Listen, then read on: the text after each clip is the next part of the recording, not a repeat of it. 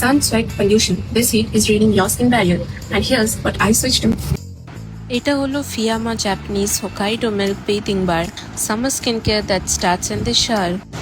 যে জিনিসটা আমার সবচেয়ে বেশি ভালো লেগেছে, এটা শুধু স্কিন ক্লিন করে না, স্কিন ব্যারিয়ারকেও স্ট্রেথেন করতে হেল্প করে। এটা ওমেগা 3 আর ওমেগা 6 পাওয়ার্ড, আর ফ্রেগরেন্সটাও দারুণ রিফ্রেশিং। আর 8 washes এর মধ্যে আমি genuinely difference feel করেছি। The dryness and tightness after shower is just gone.